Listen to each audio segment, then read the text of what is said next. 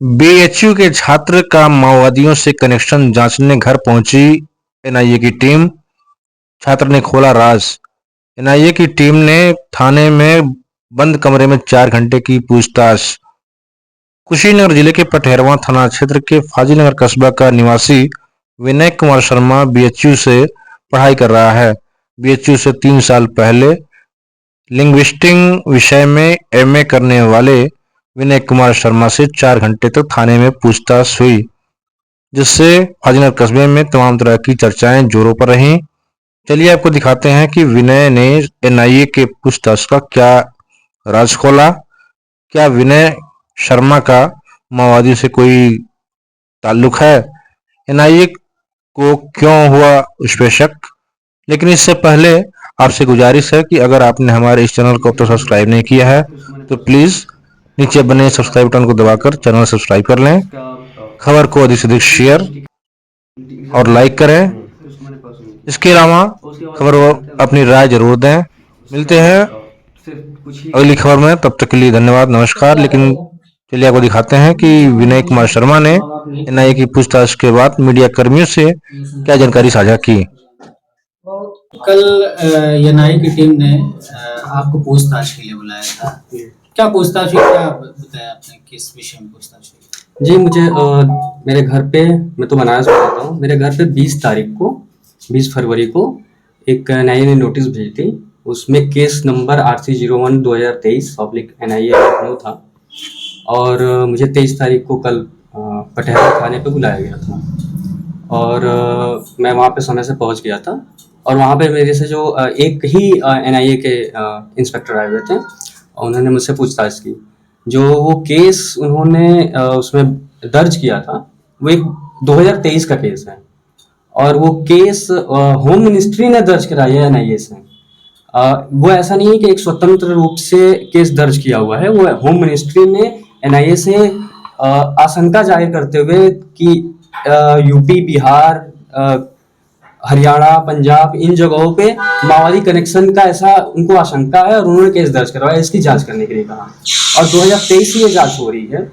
और इससे पहले भी मैं बनारस हिंदू यूनिवर्सिटी से हूँ और मैं वहाँ पे भगत सिंह स्टूडेंट मोर्चा से जुड़ा रहा था और उस समय वहाँ के अध्यक्ष आकांक्षा आजाद के यहाँ भी रेड हुआ था और उनसे भी एनआईए ने 1.5 साल पहले पूछताछ की है। लेकिन अभी तक 1.5 साल के पूछताछ के बाद अभी तक उन्होंने कुछ भी नहीं बताया कि आखिर उसके बाद हुआ क्या। और अचानक से फिर मुझे नोटिस मिली और नोटिस में फिर मुझे बुलाया गया, उसी केस के तहत मुझसे पूछताछ करनी है। जो 4 घंटे मेरे से पूछताछ की गई उसमें कहीं से भी इस केस से अलावा बहुत ज़्यादा नहीं पूछताछ की गई।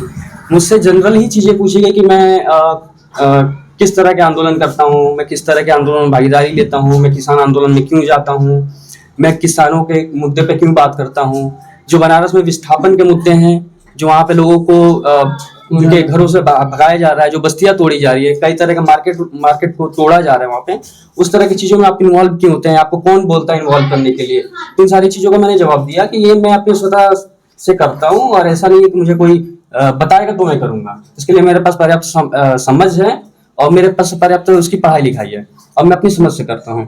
और फिर उन्होंने लेख वगैरह के बारे में कि आप क्यों सरकार के खिलाफ बोलते हैं, लिखते हैं, इस तरह की सारी चीज़ों में रही है चीज़ें पूछताछ में।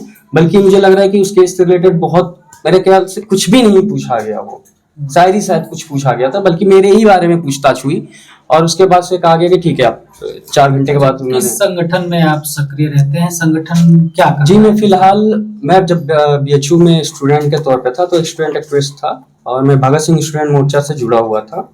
क्योंकि अब मैं वहाँ का स्टूडेंट नहीं हूँ तो मैं अभी फिलहाल वहाँ पे बच्चों को कुछ पढ़ाने का काम कर रहा था और जो शहर के जो मुद्दे होते हैं या फिर जो देश के जो स्तर पे जो पॉलिसीज बनती हैं, जो नीतियाँ बन रही हैं या फिर जिस तरह की घटनाएं घटती हैं, उस पर जो प्रतिक्रिया होता है, उस पर जो प्रोटेस्ट होता है, उस पर जो सेमिनार्स होते हैं, उसमें शामिल भी होता हूँ, मैं ऑर्गेनाइज भी कराने में रहता हूँ कई जगहों पे। तो इस तरह की चीज़ें रही।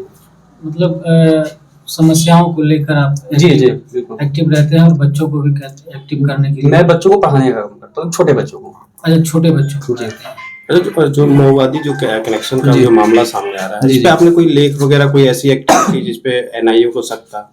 जी नहीं, मैंने भीमा कोरेगांव पे एक बहुत पहले लेख लिखा था और भीमा कोरेगांव में भी यही केस थे, उसमें भी यही कहा था कि माओवादी प्रधानमंत्री को मारने की कॉन्स्पिरेसी कर रहे हैं।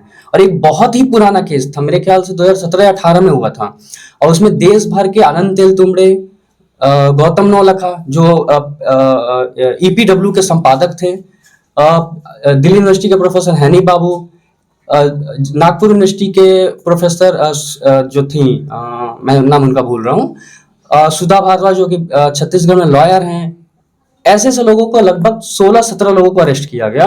और आज तक उसमें ये प्रूफ नहीं कर पाए कि प्रधानमंत्री को साजिश मारने की साजिश कैसे हुई थी। और जो वहां पे कॉन्स्पिरेसी के था, जो उन्होंने वो सबूत दिखाए थे, वो था लैपटॉप और मोबाइल में मिला एक ईमेल। और जब ईमेल की जांच हुई, आर्सेनल कंपनी जो अमेरिका की है, जब उसने जांच की तो उस जांच में ये मिला कि ये जो पूरा का पूरा वो आरोप है, वो जो मेल है, जो फर्जी मेल है, वो उसमें पहले से ही उसमें इंक्रिमिनेट की गई थी सरकार के द्वारा। उस आर्सेनल की रिपोर्ट है, और आर्सेनल की रिपोर्ट सुप्रीम कोर्ट में भी जमा है। उसके बावजूद भी लोगों को बेल नहीं मिल रही थी। इसके पहले मैंने एक लेख अभी हाल ही में लिखा था GN साईं बाबा को लेके, जो दिल्ली यूनिवर्सिटी के अंग्रेजी के प्रोफेसर थे, और उनको 10 साल माओवादी होने के आरोप में ही जेल में रखा गया था, और 90% वो विकलांग थे, और उनके खिलाफ ये कहा गया कि ये भारत के खिलाफ युद्ध छेड़ रहे हैं, जबकि वो 90% विकलांग व्यक्ति थे, और 10 साल तक वो जेल में थे, और 10 साल बाद वो बरी हुए, कोई भी सबूत नहीं मिला, अक्विटल हुआ उनका।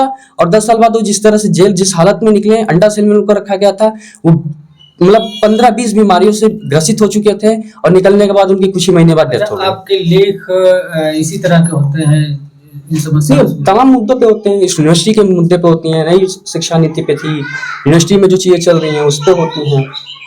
माओवादी वाला जो लेख आपने लिखा था, तो ग्राउंड रिसर्च तो आपने किया ही होगा। जी बिल्कुल, मैं माओवादी का कोई रिपोर्ट मैंने नहीं लिखा, मैं बता रहा हूँ कि ऐसे कुछ ग्राउंड रिपोर्ट तो आपने तैयार किया। नहीं, ग्राउंड रिपोर्ट नहीं मैं कह रहा हूँ व्यक्तियों के ऊपर जो आरोप लगे थे, और ये मैंने 2 लेख बता रहा हूँ। रिसर्च तो आपने किया होगा। जी बिल्कुल, मैंने रिसर्च किया, रिसर्च करके लिखे होंगे। मैं बिल्कुल, मैंने उसके रेफरेंस में जितने भी आर्टिकल्स छपे थे पहले, पक्ष में विपक्ष में सरकार का क्या एंगल था, उनके क्या क्या लीगल क्या क्या चीजें हुई, क्या क्या कोर्ट्स के जजमेंट थे, वो सारी चीजें मैंने स्टडी करके की थी। ऐसा नहीं था कि वो कोर्ट के जो जजमेंट थे उस पर मैंने स्टडी करके लिखी थी। जिस आधार पे बेल मिला, जिस आधार पे GN साईं को बेल मिला, जिस आधार पे भीमा कोरेगांव में लोगों को जो बेल मिल रही है, उस आधार पे मैंने लिखा था। Thank you.